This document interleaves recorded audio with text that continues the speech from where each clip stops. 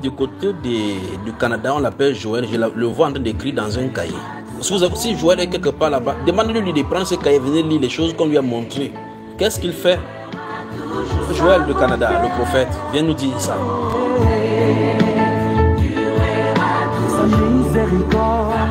C'est le moment de ces choses, mon garçon. C'est le moment de ces choses. Viens ici. La miséricorde.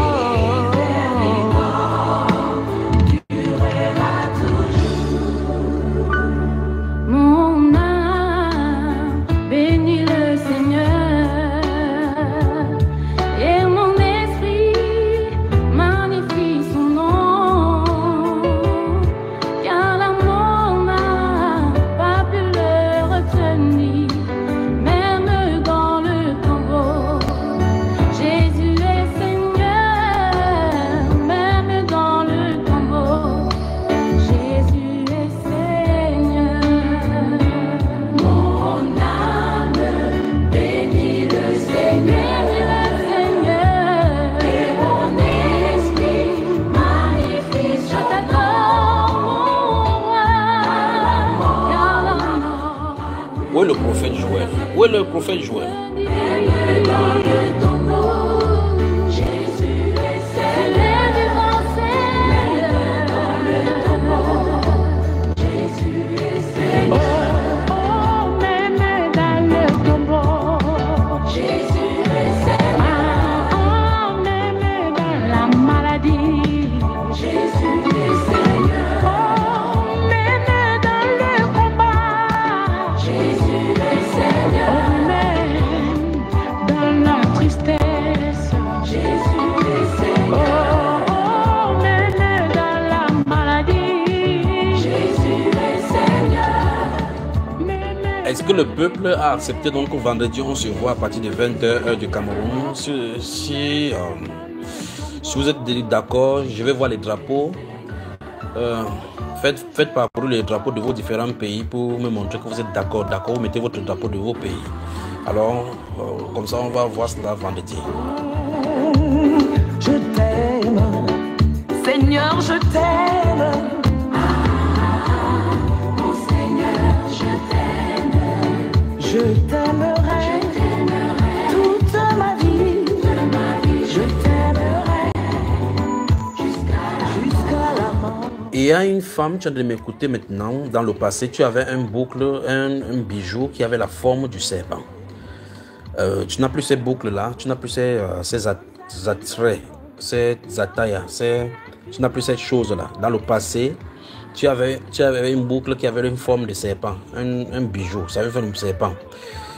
Appelle au plus 237 675 87 41 21, on va parler de ces serpents-là. On va où? On va à la technique maintenant. Qui est là?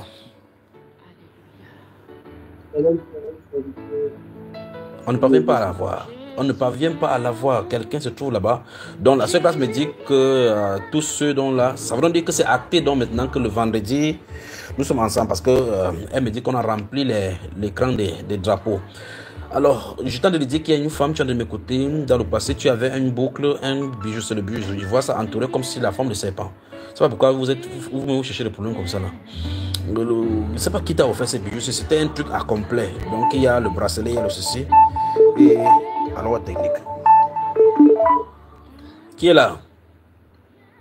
Shalom, shalom, serviteur du Seigneur Jésus. Très bien, le son est bon. C'est le frère Joël. C'est le frère Joël depuis le Canada. Très bien. Tu nous appelles pourquoi, mon frère? Oui, j'ai suivi l'appel que en fait, tu m'as adressé un appel et c'est pourquoi je me suis précipité à appeler. Qui t'a appelé que tu viens faire quoi ici? Tu as dit, il y a le frère Joël en train d'écrire dans le livre que j'appelle pour donner ce qui a été dit. Très bien. Tu as ça devant toi? Oui. N'est-ce pas quand tu écrivais, n'est-ce pas quand tu as écrit, tu as dit que tu vas donner ça quand le Seigneur donnera l'opportunité? Exactement. Allons-y alors maintenant. Tu rien. En fait, j'en ai plusieurs songes que le Seigneur m'a donné. Et voilà. L'un des tout premiers, c'est je me suis vu en train de... J'étais dans un espace dont je ne pouvais pas localiser, je ne pouvais pas en fait déterminer où j'étais précisément parce que l'endroit m'était parfaitement inconnu. Et subitement, j'ai vu comme un très grand cheval qui était à côté de moi. Et quand j'ai regardé le cheval, je me suis approché de lui, j'ai monté, j'ai grimpé sur son dos et subitement il s'est mis à courir à très très très grande vitesse. C'est vrai, je suis jamais monté sur le cheval. Du coup, je ne sais pas comment le cheval naturel il court, mais celui-ci, sa vitesse était vraiment tellement forte. Et quand il courait, on parcourait les chemins. Moi, je ne savais pas le diriger. Donc, sur son dos, j'apprenais à l'orienter, à le diriger. J'essayais des techniques, quoi. Et au fur et à mesure, je trouvais le moyen de l'orienter. Et nous sommes arrivés dans un chemin où j'ai vu un monsieur qui était en plein... En fait, il était positionné sur le milieu de ma route. Et le cheval s'est arrêté. J'observais le monsieur et le monsieur était en train de grogner. Et là, je savais que le monsieur était tellement possédé. Il grognait. Et je le fixais dans le regard. Il était là. Il ne pouvait pas bouger. Je suis allé sur le coin de la rue. Étant toujours au-dessus du cheval, j'ai pris un gourdin. Je suis allé donner à ce monsieur comme pour qu'il m'attaque. Il a pris le gourdin, mais voulant m'attaquer, il était comme paralysé, il ne pouvait pas. Et je l'observais, il faisait ses efforts, il ne pouvait pas. Et là, je l'ai laissé sur le chemin, j'ai continué. Quand j'ai continué sur le chemin, je suis arrivé à un niveau, tellement le cheval, il allait vite, je ne parvenais pas à le maîtriser. Et c'est comme ça que le vent m'a emporté de son dos. Normalement, comme le vent m'emportait de son dos, j'étais censé tomber au sol. Mais je me suis rendu compte que, parce que avec une main, j'ai arrêté la corde de son cou là. J'arrêtais ça avec ma main droite. Et je me suis rendu compte que au lieu qu'il me traîne au sol, parce qu'avec son allure, il devait normalement me traîner sur le sol. Je volais plutôt. Donc, je planais dans les airs. Et dans les airs, j'ai pu m'orienter dans les airs jusqu'à revenir sur son dos. Et on a continué la route. Il ne s'est pas arrêté. C'est plutôt moi qui m'orientais dans les airs pour rejoindre son dos. Et on a continué. On est arrivé près d'une bâtisse, une grande bâtisse. Et les frères étaient rassemblés dans la bâtisse. Et toi, mon frère, tu étais en train d'enseigner. Les frères étaient là, tu étais en train d'enseigner dans cette bâtisse-là. Et j'ai vu deux hommes. Ces deux hommes-ci, je recevais dans mon esprit, ce sont des hommes prospères du Cameroun. Ils sont tellement riches, en fait. Ce sont deux grands hommes d'affaires prospères au Cameroun que je ne connais pas physiquement, sur le plan physique, mais je les observais là. Le premier était habillé de façon indécente. Il avait le pantalon au niveau des fesses là qui descendait. Et le deuxième était habillé de façon décente. Et j'ai fixé le visage du deuxième. Son visage était comment je vais dire, radieux, était radieux. Et j'ai vu celui qui était habillé de façon indécente avait dans le bas de sa poche arrière un lot d'argent dans sa poche arrière.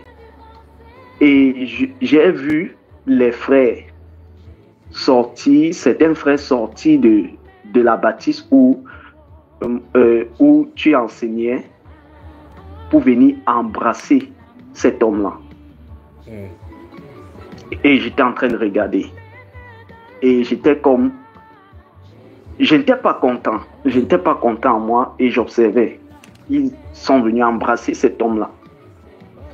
Et j'ai tourné le cheval. Je suis parti. Et quand je partais, je regardais. Parce que là où il y avait la bâtisse, il y avait comme un très grand bâtiment. C'était un peu... Je vais pas dire c'était un peu, c'était beau. Le bâtiment était vraiment beau. Et quand j'ai vu le bâtiment, j'ai dit waouh, ça c'est mon frère Achille. Je parle de mon frère Achille d'ici au Canada.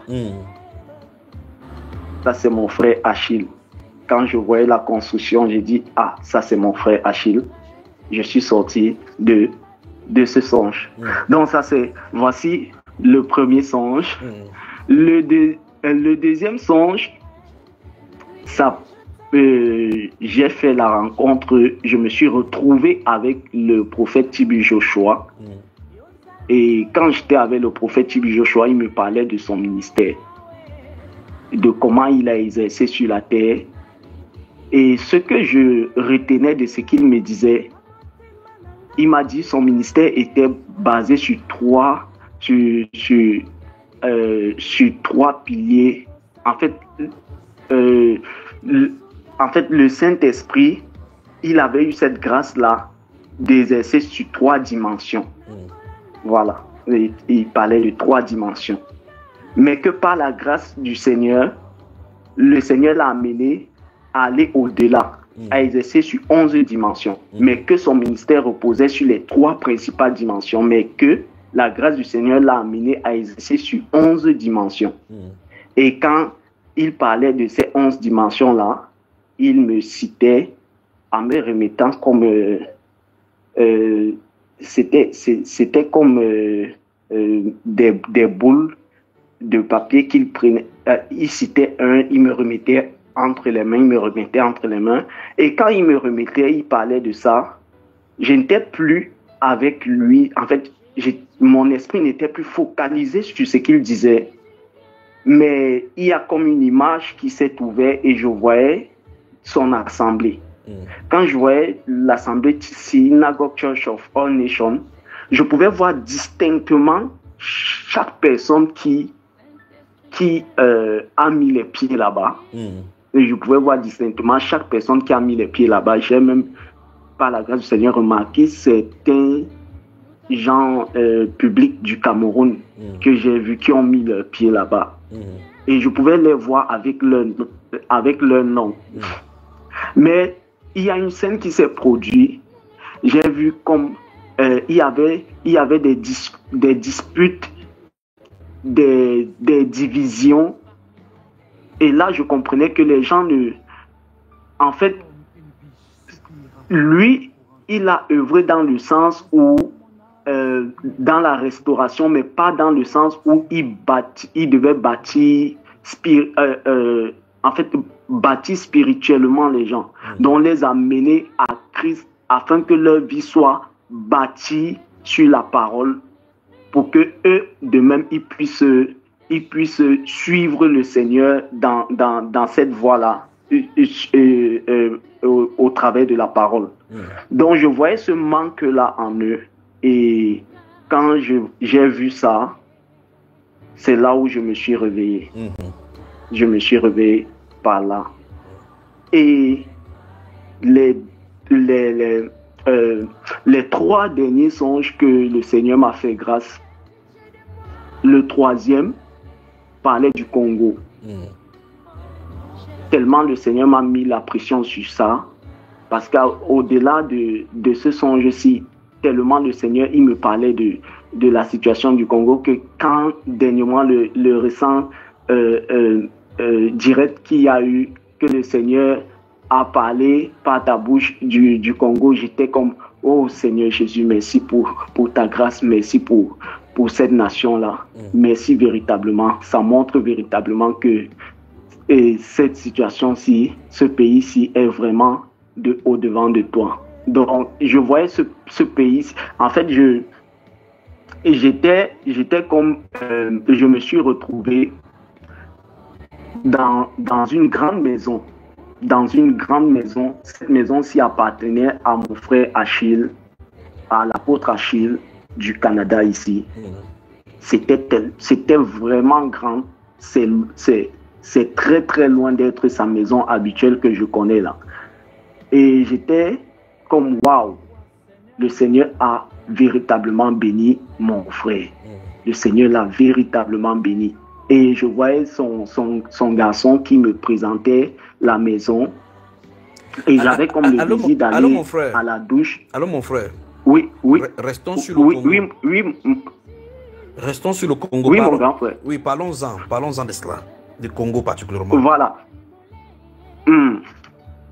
C'est comme ça que je suis allé dans la douche de ce bâtiment-là et j'ai vu le président du Congo venir. Il avait un gars du corps là. Il est venu à la douche, là où j'étais, parce que j'étais en train de me brosser les dents. Et il est venu à la porte de la douche. Directement, il est entré. Il s'est assis sur le côté. Quand il s'est assis sur le côté, il a commencé à me poser des questions. Et quand il me pose la question, attends, je veux retrouver cette question-ci.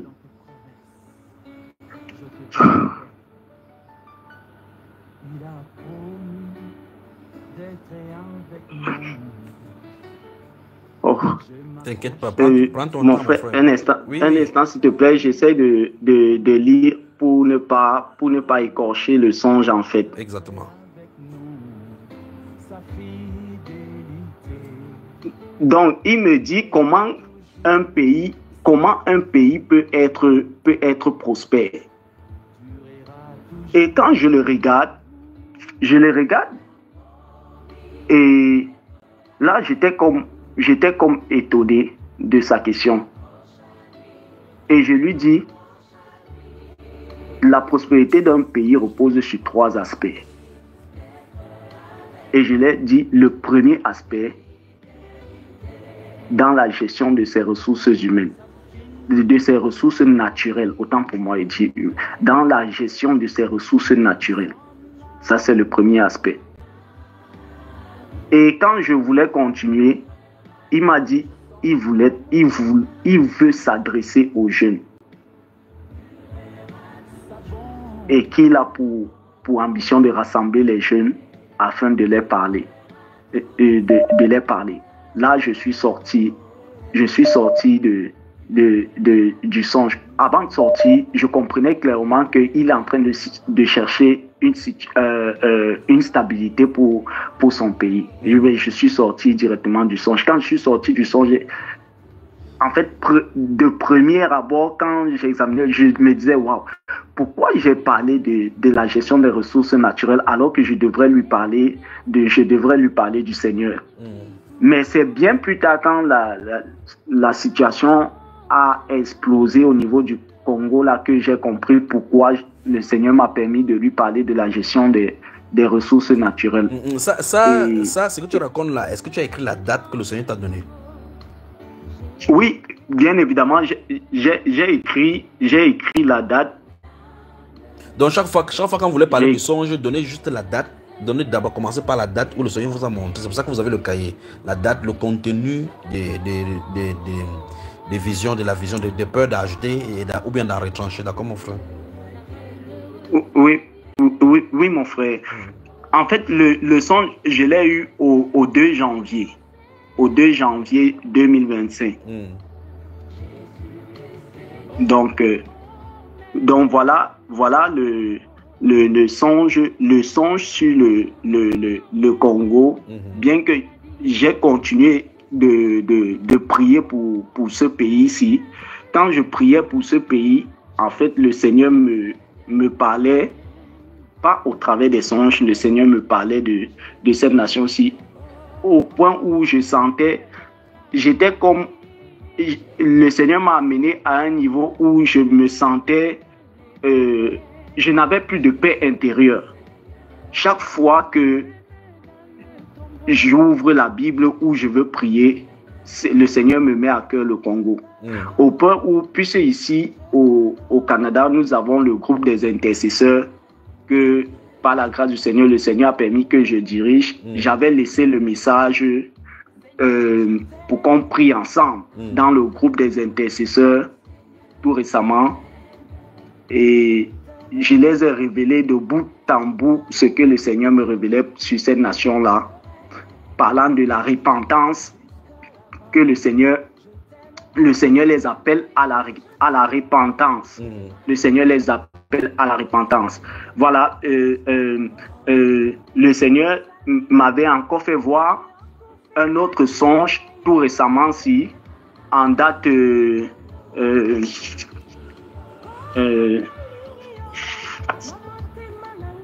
oh Seigneur Jésus, un instant, je cherche.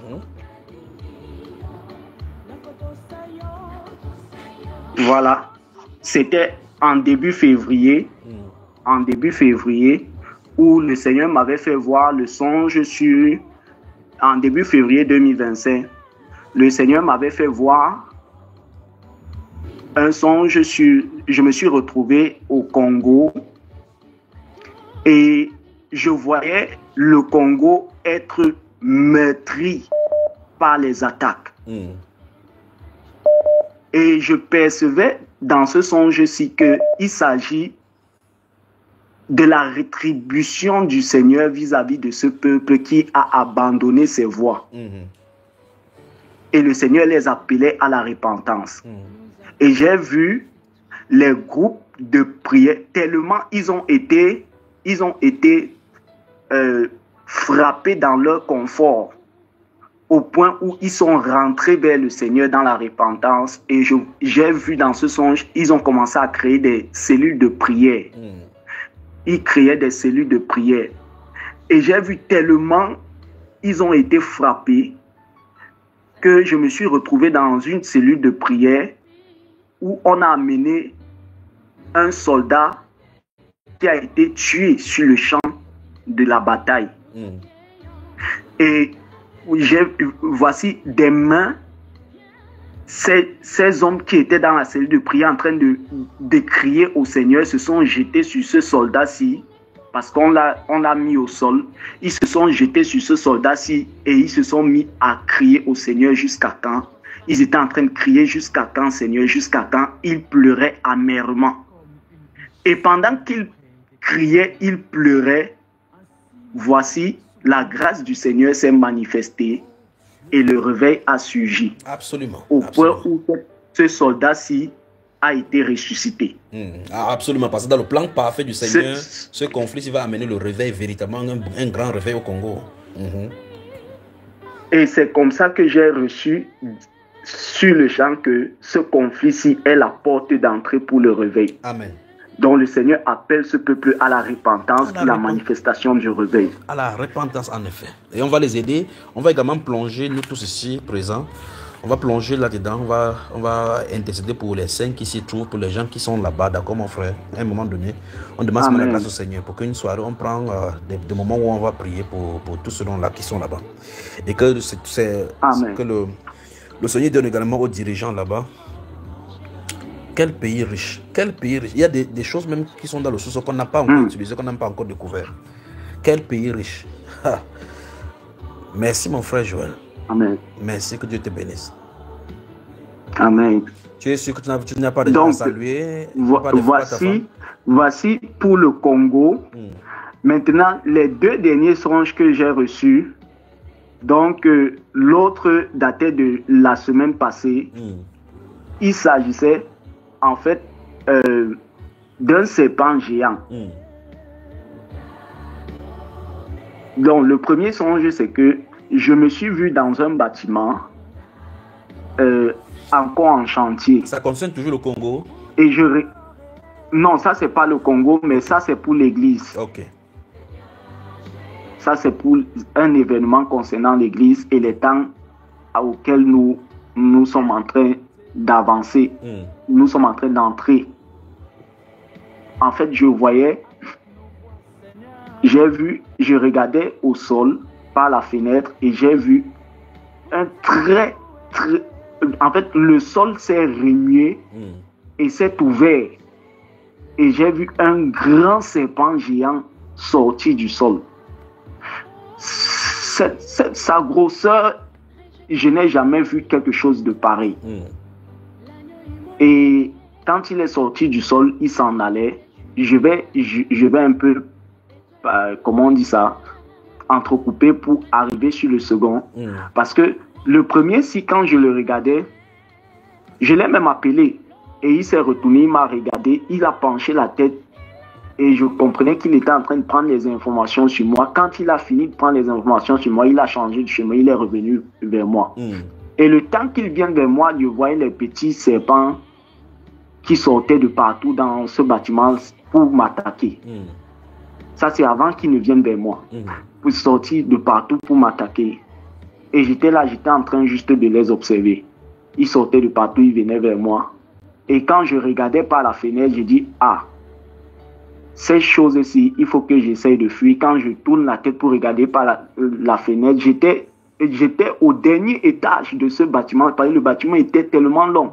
Mais je tourne la tête, je vois que ce serpent-ci s'est levé, le gros serpent géant s'est levé jusqu'à atteindre la fenêtre du dernier étage où j'étais. Sa tête, je voyais sa tête par la fenêtre. Il a pointé sa tête. Et c'est là où j'ai crié au Seigneur. Le Seigneur m'a ramené. Je suis sorti du songe. Donc, la semaine passée, je me suis toujours retrouvé dans une zone dont je ne peux pas décrire, je n'ai pas la référence, c'était une zone anonyme. Et j'ai vu le même serpent géant. Et là, maintenant, je recevais maintenant les informations sur lui. Il s'agit du serpent ancien. Voilà ce que j'ai entendu. Il s'agit du serpent ancien. J'ai dit, Seigneur, donc c'est le serpent ancien dont parle Apocalypse. Voilà ce que j'ai dit. Et je suis sorti de ce songe. Donc, pour dire, réellement, nous sommes l'Église est en train d'entrer dans des temps vraiment, vraiment dangereux. Et voilà un peu, mon grand frère, j'ai donné tout ce que le Seigneur m'a montré. Merci beaucoup, que le Seigneur te bénisse, prophète Joël.